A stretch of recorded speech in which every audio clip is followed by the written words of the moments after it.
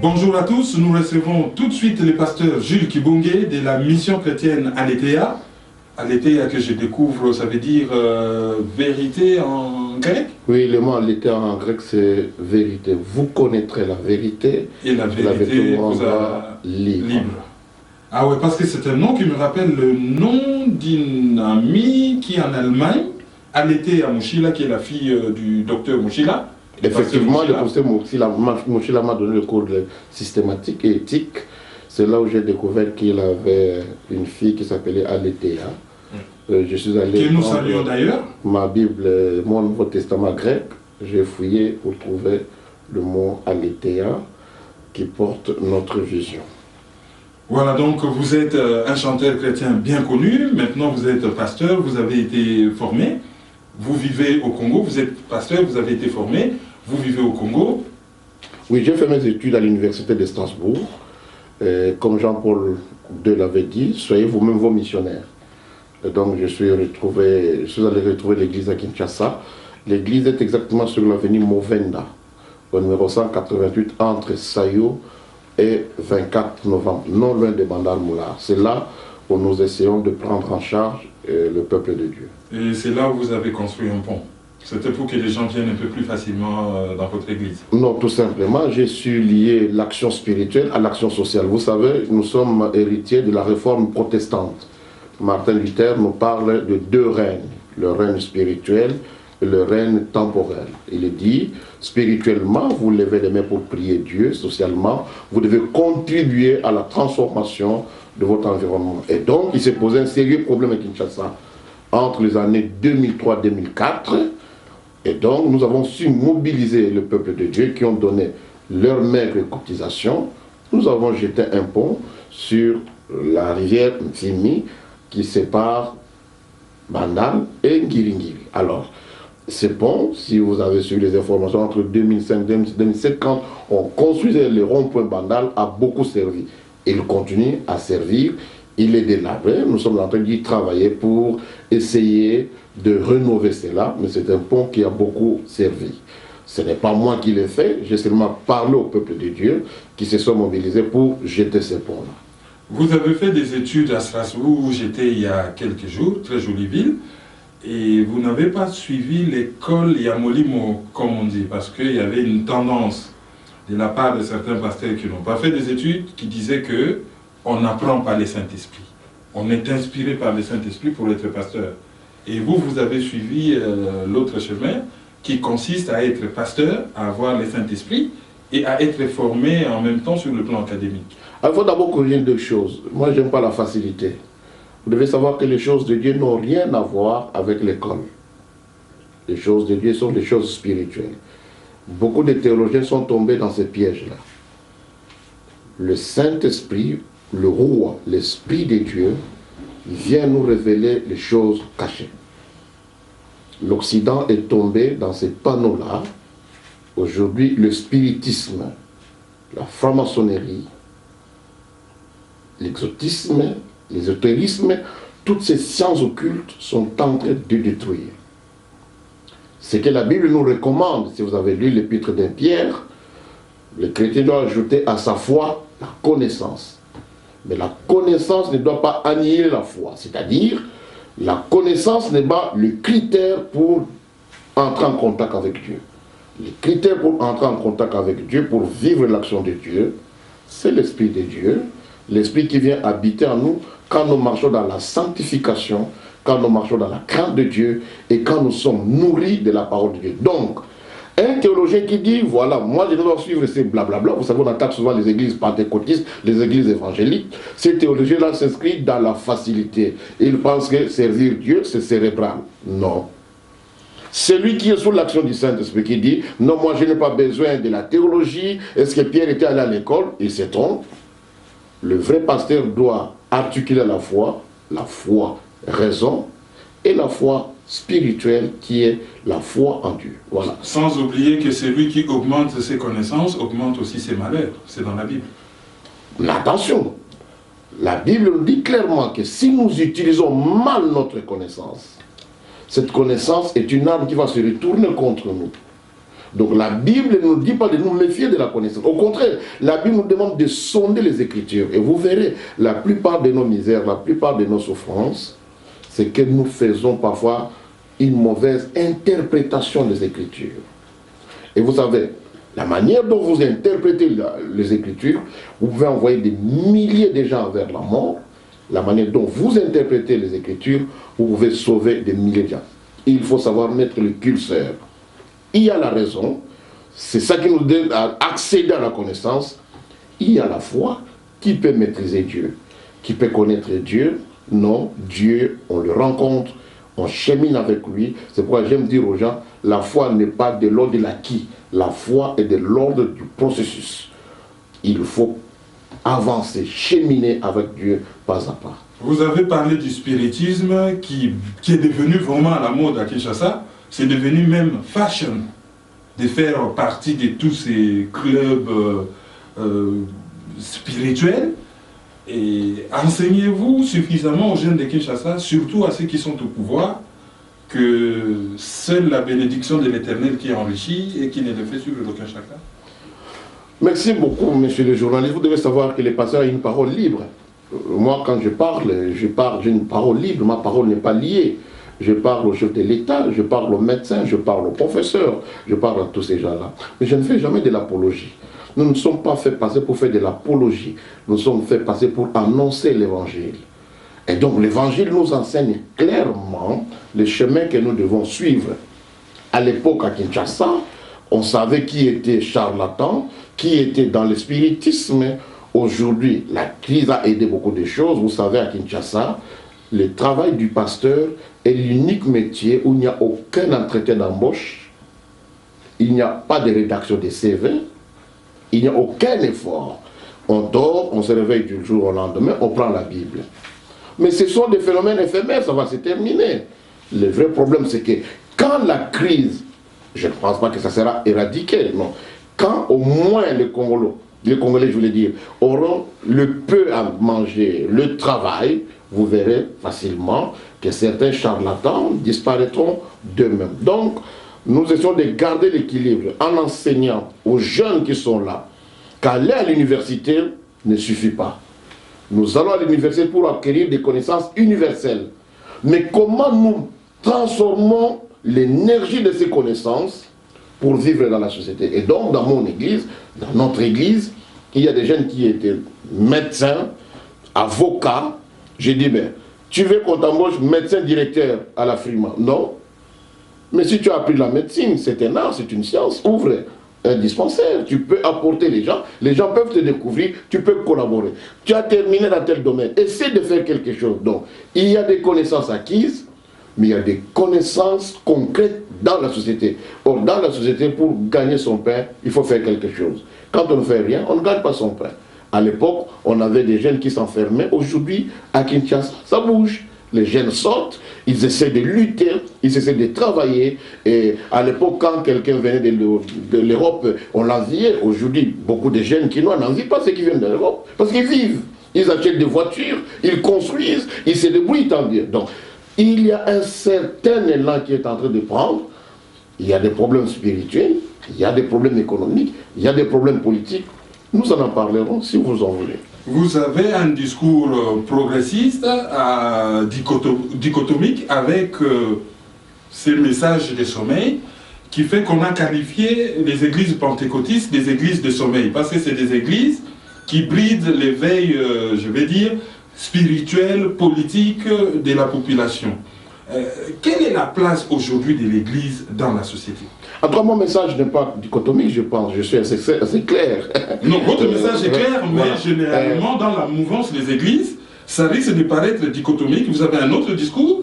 Or, le discours ambiant, c'est vous êtes des entrepreneurs de petites et moyennes églises, de petites et moyennes entreprises religieuses qui ont pour objectif d'enrichir les pasteurs et d'endormir la population. C'est ainsi que je vous pose la question, quelle est la place de l'église dans le monde, surtout au Congo? En vous ajoutant alors trois choses. Vous avez souligné que ce n'est pas de la contradiction, je ne me contredis pas, donc c'est clair. Deuxième chose, vous dites que les églises enrichissent les pasteurs. Non, mettons les choses en place. L'église est une communauté à la tête d'une communauté, il y a quelqu'un. Ce n'est pas mauvais qu'un pasteur soit bien. Moi, je suis bien dans mon église parce que j'ai des fidèles qui sont bien. Le vrai problème, c'est qu'avec la pauvreté qui broie beaucoup de gens, les gens ne sont pas capables d'accepter la bénédiction de l'autre. On ne nous a pas appris en tant qu'enfants de savoir que la vie est un sacré combat. Je me bats, je gagne, je vis bien. Donc, il y a des pasteurs qui vivent bien parce qu'ils ont travaillé. Ils ont prêché, vous savez, prêcher, c'est pas facile. Gagner une âme, c'est pas facile. Ils ont enseigné les gens, ils ont prié, ils ont accompagné la communauté. Maintenant, ils accueillent le fruit. Le rôle de l'Église dans une société, c'est un rôle éducateur. L'Église est mère éducatrice.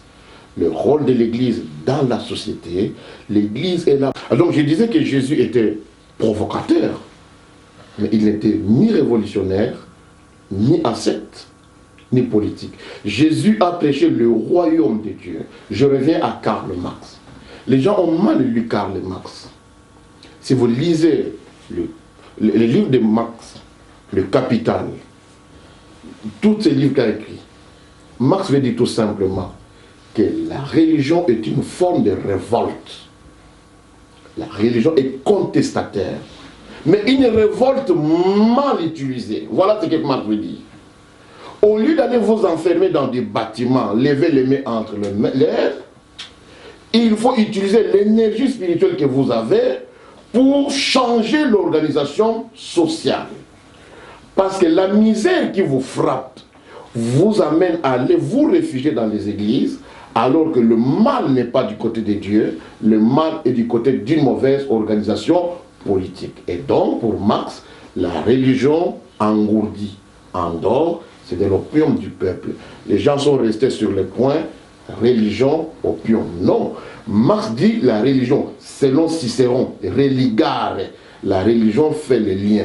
Mais si vous êtes soudés, vous êtes une communauté unie, tout à l'heure, les précédents, celui qui m'a présidé sur ces plateaux, vous a posé le problème que les Congolais ne sont pas organisés, ils ne sont pas unis. Il dit, si vous êtes réellement une communauté organisée, mais vous pouvez changer les structures de la société et donc donner du travail par rapport aux bourgeois. Les bourgeois qui manipulent les prolétaires, les pauvres. Voilà le discours de Marx. Mais comment expliquer cette fois-ci que vous qui avez un discours clair, vous qui semblez être organisé, vous avez des structures, vous avez comme dénominateur commun, vous prêchez l'évangile de Jésus-Christ. Comment ne parvenez-vous pas à vous structurer pour devenir une force dans ces pays, mais vous êtes devenu comme un empêcheur de tourner en rond sur le plan développement? Il faut d'abord dire que l'église au Congo est organisée. Il y a l'église catholique, il y a l'église protestante, il y a l'église humaniste, il y a des confessions religieuses. Alors si nous sommes en Suisse, je parle là sous l'autorité de Bishop Mathieu qui est en Suisse ici, les églises se rencontrent. Mais moi, quand vous m'interviewez, rassurez-vous que tous ceux qui ont changé les sociétés ne l'ont pas changé du dedans de l'église. Ils ont eu un certain charisme, ils ont une certaine énergie. Si vous allez en Allemagne, vous avez Bonhoeffer. Avant Bonhoeffer, vous avez Martin Luther. Martin Luther ne voulait pas sortir de l'église catholique. Mais au sein de l'église catholique, il a dit ce que nous enseignons au peuple, c'est du farfelu. Il ne faut pas dire que pour que vos péchés soient pardonnés, vous devez donner de l'argent, voilà. Il a condamné les indulgences. Le vrai problème de l'église, c'est quoi? Je vous dis que l'église du Congo a hérité quelque chose d'un passé lourd. Vous savez, à l'époque, c'était l'église catholique qui est arrivée, la première évangélisation. Or, cette église était sous la coupe du colon. Le colon est parti, cette église est tombée sous la coupe du pouvoir de Mobutu. Quand Mobutu commençait a commencé à sentir que l'église catholique ne veut plus de lui, notamment avec le cardinal Manoula. Oui. Ce qui concerne l'histoire du Congo, Mobutu, voyant qu'il allait perdre la base catholique qui le soutenait, va faire une alliance contre nature avec les protestants. Alors, vous savez, les protestants à l'époque n'étaient pas une église. Les protestants étaient Conseil protestant au Congo, CPC. Les églises devraient se rencontrer, parler de la doctrine, parler de la foi, parler du développement. Mais comme Mobutu, il y a une base catholique qu'il a lâchée, Mobutu voulait se constituer une base, il a créé l'église qu'on appelle l'église du Christ au Zaïre, qui devient aujourd'hui l'église du Christ au Congo, une sorte de mouvement populaire de la révolution spirituelle.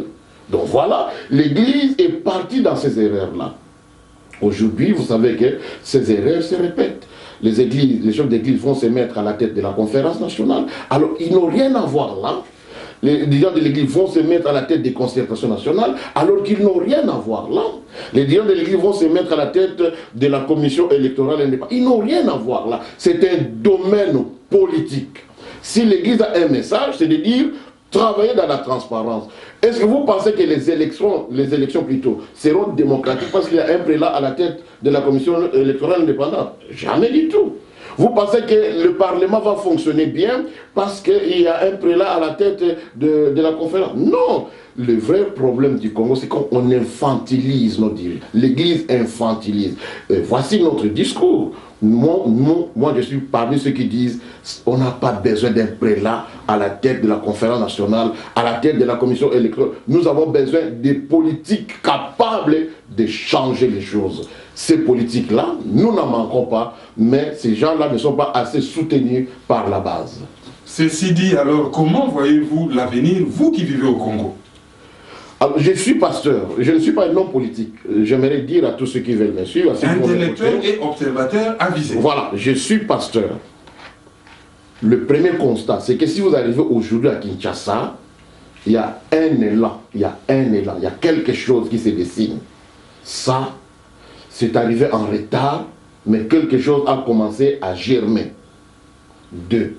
Mon message avant de venir ici, je l'ai dit à Kinshasa, sur une chaîne, si vous permettez, B1. J'ai parlé au jeune président Joseph Kabila. Je lui ai dit, les 3 années qui restent pour aller vers les élections, qu'il essaie de donner de l'espoir aux jeunes Congolais. Et je lui ai donné, pas de leçons, je lui ai donné une piste à exploiter. C'est à lui de voir avec son gouvernement, avec sa famille politique. Si seulement Joseph Kabila veut honorer les Congolais, honorer, apaiser le Congo, il doit être le premier président qui n'ira jamais en exil. Est-ce qu'il a-t-il assez de force pour dire oui, malgré des multinationales, malgré la pression des multinationales, dire j'ai gouverné, j'ai géré, j'ai fait un pas, je dois laisser aux autres notre pas. Pourquoi? Parce que la démocratie, c'est l'alternance. Donc, Joseph Kabila peut ouvrir le Congo à la démocratie par l'alternance. Vous voyez que je ne dis pas d'où viendra le futur président de la République, de quelle famille il viendra. Il peut venir de l'opposition, il peut venir de sa famille politique, mais au moins alternance.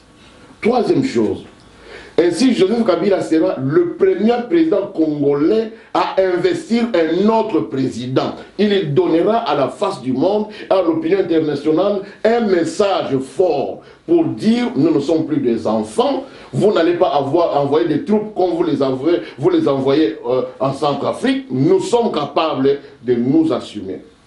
3 choses. Il a fait un pas, le temps qu'il lui reste, il donne un peu d'espoir. 2e chose, il organise les élections, c'est-à-dire il jette les bases d'une vraie démocratie par l'alternance. 3e chose, on ne parlera pas de lui comme président exilé, on parlera de lui comme président qui a cédé à l'autre. D'ailleurs, avec la mort de Nelson Mandela, qui vient de nous donner une grande leçon, il a pris le pouvoir pendant 5 ans et il a cédé le pouvoir aux autres. Ces discours-là, si je les tiens, vous allez dire que je suis un homme politique. Non, simplement un pasteur. J'utilise ce que j'ai appris à l'université et je sens l'oreille spirituelle qui me dit que si Joseph Kabila ne fait pas cela, il risque d'apporter encore une saignée aux Congolais qui ont tant souffert. Mais il peut se retirer, investir un autre président, revenir après 10 ans pour dire qu'il est encore jeune, il a de l'avenir devant lui. Est-ce qu'aura-t-il assez d'énergie pour prendre ces caps-là? L'avenir nous en dira. Alors là, c'était votre point de vue par rapport à ce que vous lui avez dit. Ceux qui nous regardent auront aussi leur point de vue par rapport à ce qu'eux ils pensent. Je vais vous poser juste quelques questions basiques sur la vie de tous les jours. Apparemment, on a constaté que ces derniers temps, il y a beaucoup de scandales sexuels dans le milieu des chanteurs chrétiens et de certains pasteurs. On en a vu même un qui s'est masturbé devant la caméra à Londres. Quel est votre avis? Vous savez, ce genre de questions sont des questions tendancieuses. Je vous parle comme un pasteur informé. Quand nous naissons dans nos pays, on ne nous donne pas une bonne éducation sexuelle, éducation à la vie. Alors, je peux vous dire, il y a 3 maux, 3 maladies qui guettent et les païens et les hommes d'église. La première maladie, c'est l'orgueil. L'orgueil ne tient pas compte de l'identité de la personne, païenne ou chrétienne. La deuxième maladie, c'est le sexe. Si vous avez un peu lu Freud, vous savez que Freud dit qu'en l'homme, il y a des pulsions. Mais ces pulsions-là, il faut les canaliser. Mais s'il y a des pasteurs qui n'ont jamais suivi une bonne éducation pour savoir se maîtriser, pour savoir qu'ils soient pasteurs ou qu'ils ne soient pas pasteurs, c'est une pulsion. D'autant plus que sur la chair, vous avez la vision plongeante sur l'Église. Et au premier rang, il y a souvent... Quand moi je prêche l'évangile, je ne me mets pas sur un piédestal. Hein? Je ne me mets pas comme... Non, j'ai dit même à mes fidèles, vous savez, beaucoup de gens que vous condamnez, frère, vous savez, dans notre pays, monsieur le journaliste, ce sont des malades. Vous savez, beaucoup de gens qu'on connaît. Vous voyez un pasteur qui se masturbe devant la caméra, c'est un malade. Et vous savez qu'ici, moi je fais pasteur en France, même ici en Suisse, pour faire pasteur, vous devez subir des examens psychiatriques. Ça vous le savez. On doit savoir votre arme psychologique, votre façon de réagir dans la tête. Aujourd'hui au Congo aussi, vous voulez devenir pasteur, vous devez présenter un certificat médical du CNPP qui montre que vous êtes bien dans votre tête. Donc, la sexualité peut être un problème d'une mauvaise éducation sexuelle. La sexualité peut être un problème de maladie. La personne est malade, il doit être pris en charge par le psychiatre. Est-ce que les gens, les chrétiens, sont capables de leur dire, monsieur, ce que tu vis là, ce ne sont pas seulement les démons, mais ta constitution chromosomique fait que tu auras des problèmes de pulsion et que tu dois te faire soigner. Voilà, au moins, dans des discours, j'ai dit, beaucoup de problèmes sexuels ne sont pas dus seulement aux démons, ça peut être une maladie. Il faut que la personne aille consulter pour qu'on voit quel est le problème que la personne a. Voilà au moins le type de discours que moi je tiens. Très intéressant comme discours. Et il y a aussi un problème de starification de certains pasteurs. Ils veulent à tout prix être stars.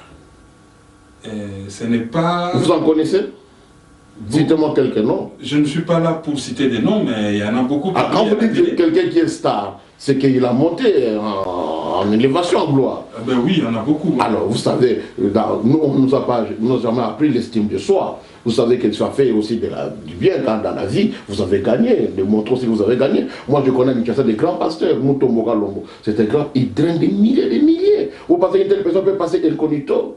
Vous avez quelqu'un comme, qui est encore, Bishop Mathieu ici, à Lausanne. Il draine de foule. Vous pouvez penser que... Non, mon frère, le problème c'est quoi? Quiconque sort du commun, qui sort de la foule, il est hissé à la tête, c'est qu'il a eu un parcours. Moi, je ne suis pas des gens qui critiquent les gens inutilement, starification. Mais pourquoi vous voulez que les gens du monde soient des stars, les pasteurs ne soient pas des stars? Pourquoi? Le problème, c'est que s'ils utilisent mal leur aura, parce que devenir star, c'est avoir un certain aura. S'ils utilisent mal cette aura-là, là, nous condamnons cela. Aujourd'hui, nous avons notre frère Coutinho qui croupit, je ne sais pas pourquoi d'ailleurs, en prison. Parce que Coutinho ne devrait pas se retrouver en prison. Il n'est ni un homme politique, il n'a rien fait. Mais c'est le système qui est au Congo-Kinshasa. Il a dit Sauvons le Congo, il s'est retrouvé en prison. Est-ce que vous faites un livre sur Sauvons le Congo? Mais le problème, moi, je ne sais pas. Comment dire que vous êtes collabo? L'histoire nous donnera, l'histoire en parlera. Moi, je vous dis clairement devant ces micros que je ne sais pas pourquoi Coutinho est en prison. Moi, je ne sais pas. Ben si les chefs, moi je ne connais pas, il faut qu'on laisse le temps, les gens vont creuser, les gens vont voir, nous saurons la vraie réalité. Si le chef de l'État a des vrais conseillers, les conseils du chef de l'État doivent lui dire que Coutinho n'a rien à voir en prison. C'est un pasteur qui doit rentrer dans son église. Il n'a rien à voir en prison. C'est vrai, quand il va rentrer, les fidèles peuvent gesticuler, mais la police est là pour assurer l'ordre. La police est là pour assurer l'ordre. Nous voyons même ici à l'Europe, les gens manifestent, mais la police est là pour encadrer. Simplement, j'ai dit, si on doit aider les chefs de l'État, ça je vous dis, frère, pasteur Coutinho n'a rien à voir à faire en prison. C'est un pasteur qui doit rentrer dans son église. Il doit prêcher, il doit nourrir ses âmes. Il n'est pas dangereux sur le plan politique. C'est se tromper d'ennemis. Coutinho n'est pas dangereux sur le plan politique. Est-ce que si je l'ai dit sous une coupe d'un parti politique? Non, je l'ai dit comme pasteur, tout simplement. On est en train de faire souffrir un innocent en prison. S'il y a des problèmes entre tel pasteur et tel pasteur, mais on les réglera. La justice est là pour ça. Mais là où il est, en tout cas, il y a ses enfants qui souffrent, il y a sa femme qui souffre, il y a sa communauté spirituelle qui souffre, il y a aussi tout un peuple, c'est un président qui souffre. Mon problème à moi, c'est de dire, nous devons parler vrai au Congo, et il est temps pour nous de dire la vérité, il est temps pour nous de nous assumer, pour qu'on ne nous considère jamais, plus jamais comme des petits enfants. Je pense que si Coutinho a un message de Simon Kimbangu, mais Simon Kimbangu a dit quoi? Que l'homme noir deviendra l'homme blanc. Simon Kimbangu ne voulait pas dire que l'homme noir deviendra blanc comme l'homme blanc. Il voulait tout simplement dire, si nous mettons du sérieux, si nous avons la responsabilité d'ailleurs, les trois devises de l'église kimbanguiste, Bolingo, Mibeko, Misala, aimons-nous, travaillons, respectons la loi. Et le pays va décoller. Quand Coutinho dit sauvons le Congo, c'est tout ce qu'il veut dire. Organisons-nous, soyons responsables et puis travaillons. Est-ce que c'est un péché quand quelqu'un a dit cela? Je ne crois pas. Et là, c'est intéressant comme message. On voit vraiment qu'on a affaire à un pasteur qui a fait des études, de bonnes études à Strasbourg, mais vous êtes aussi un chantre. Et côté chanteur chrétien, on a du mal, même s'il n'y a pas de clé de sol de Satan et la clé de sol de Dieu, on a du mal à faire une différence entre la musique qu'on appelle à Kinshasa musique mondaine et la musique religieuse. Mais là, vous tombez sur un travers missionnaire. Là, c'est un grand travers missionnaire. Vous savez que les missionnaires, quand ils sont venus, ils ont montré que la musique de l'église, c'est une musique qui chante comme...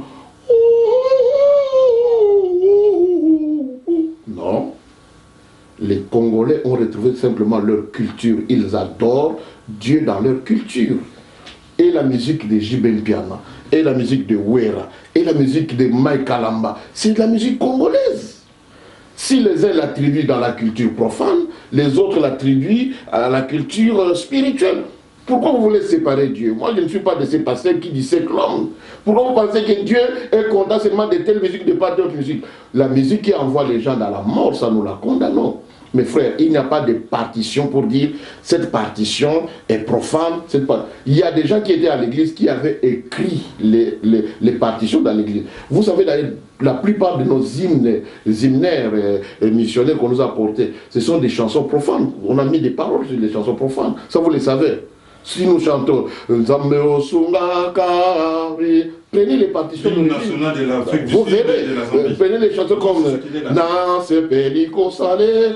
Il y a derrière là, c'est une mélodie profane. On a mis les paroles. Donc, le problème des musiciens, on s'étire inutilement. Écoutez, vous savez, même à l'époque, nos amis les Balouba ne pouvaient pas chanter, danser devant les seigneurs. Vous savez la particularité des Balouba, quand ils dansent, leur danse est concentrée vers les hanches. Mais pour beaucoup de gens, c'est un péché, c'est diabolique. C'est comme si Dieu ne pouvait pas écouter la loi de Balouba. Donc, ça, c'est un problème culturel. Le Congo a la plus grande école de musique. Le Congo-Kinshasa. Donc, soyons fiers de notre culture, ne nous tirons pas inutilement. Alors, votre dernier album, pour qu'on parle un peu personnellement de vous, parce que vous parliez des choses générales, qu'est-ce que vous avez sorti dernièrement comme album? Oui, j'ai fait un concert le 30 juin 2013 à Kinshasa. C'était le jour de l'indépendance. Chaque journée de l'indépendance, je ferai un concert parce que j'ai un message à transmettre au peuple congolais. Donc ce concert est sorti à Kinshasa en DVD et en CD. Il y a un digipack. Je dois descendre à Kinshasa. Quand je reviendrai avec quelques exemplaires des disques. Notamment, j'amènerai ça chez mon ami Mathieu, Bishop Mathieu, pour que les amis de Lausanne, Genève et tous les amis puissent découvrir ça. Donc je voulais simplement dire que la musique pour moi est un outil de travail. Tous les grands hommes de Dieu chantaient. Donc la musique pour moi, je ne suis pas d'abord chrétien, musicien, pasteur. Je suis pasteur et la musique est mon instrument de travail. Pourquoi? J'ai constaté qu'il y a des moments où nous n'avons pas de paroles pour parler à quelqu'un et la musique peut venir nous aider. Il y a un grand homme d'église africain, Saint Augustin, qui dit chanter, c'est prier 2 fois. Donc voilà, j'utilise la musique pour transmettre la parole et j'utilise la musique pour amener les gens à se... Qu'est-ce que tu peux dire à quelqu'un qui passe par des moments difficiles, qui vient de perdre un être cher? Quel discours tu as? Mais une simple parole, une chanson peut aider la personne à retrouver le moral et l'équilibre. Vous avez sorti un livre Sauvons le Congo depuis quelques jours. Pouvez-vous nous en parler très brièvement? Oui, j'ai sorti un livre donc sous l'édition de notre église, la mission chrétienne en l'ETA. Le livre s'intitule Sauvons le Congo des dirigeants à la moralité douteuse. Réflexion de la tragédie congolaise. C'est un ouvrage de 219 pages et donc je ferai un certain nombre de conférences. Prochainement, quand je reviendrai ici en Suisse, je pense sous la bénédiction de Bishop Mathieu, je ferai une conférence.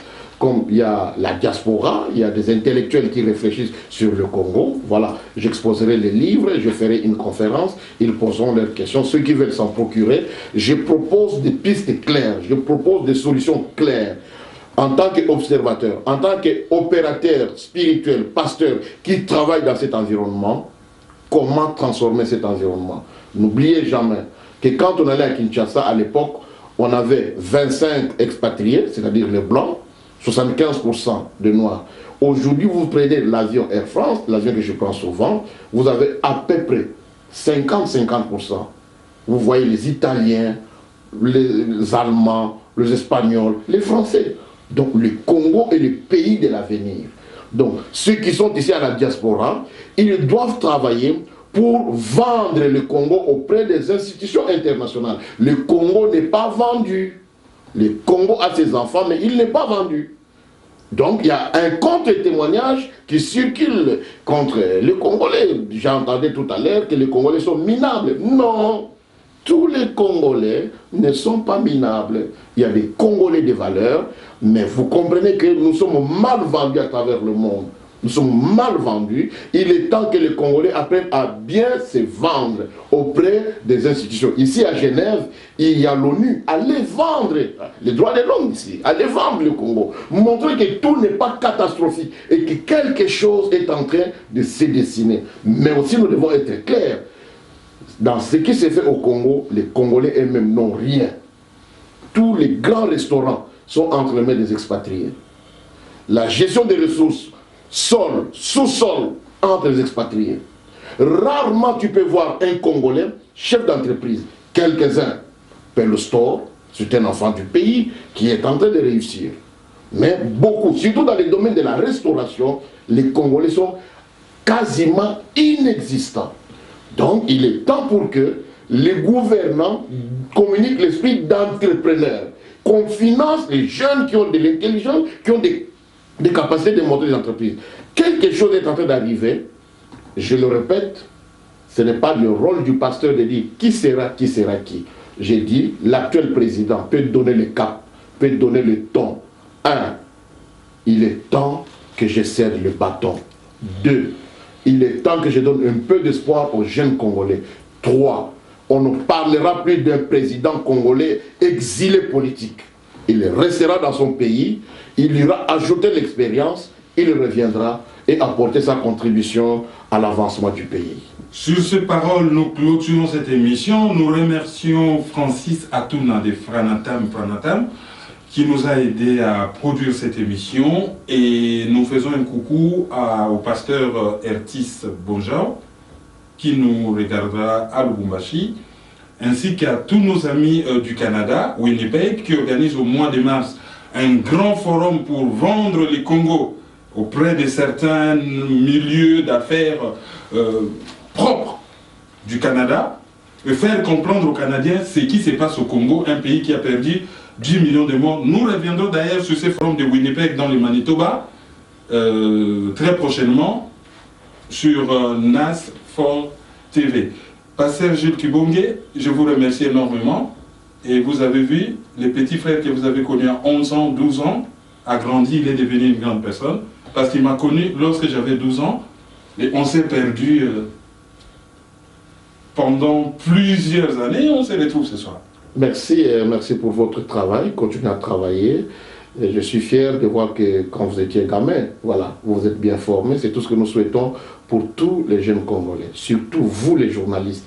Vous voyez comment vous m'avez amené au bout au coin du mur. Il ne voulait pas parler en fait et on l'a pris comme par hasard. Je vous dis que dans tous les pays qui se sont libérés, ce sont les journalistes qui libèrent le peuple. Faites bien votre travail. Je sais que vous faites un métier très risqué, mais vous savez, c'est les journalistes qui amènent sur l'espace public comment le pays est géré, comment le pays est trompé, quels sont les complots autour du pays. J'étais heureux d'être reçu par vous. Que le Seigneur vous bénisse. Merci beaucoup. Vous avez eu la joie de nous suivre dans vos maisons, peut-être dans vos bureaux. Nous vous demandons tout simplement de soutenir NAS4 TV. Vous savez, frères et sœurs, nous avons besoin de telles structures pour faire circuler les idées. La vie, c'est d'abord les idées. La vie, c'est d'abord la communication. Si vous avez l'occasion de soutenir NAS4 TV, vous voyez l'adresse qui s'affiche au bas de votre écran. Apportez votre contribution. Ça peut être une contribution financière, ça peut être une contribution matérielle. Pourquoi ne pas envoyer une caméra? Pourquoi ne pas envoyer une table pour dire, voilà, le travail que vous faites, nous le soutenons. Pourquoi demain, cette structure ne peut pas se multiplier pour nous donner la parole? Où que vous soyez, notre joie, c'est qu'ensemble, nous sommes forts. Que cet instrument soit votre instrument. NAS4 TV, c'est toi, c'est moi, c'est nous. Il y a Bisso Moko. Et que Dieu vous bénisse.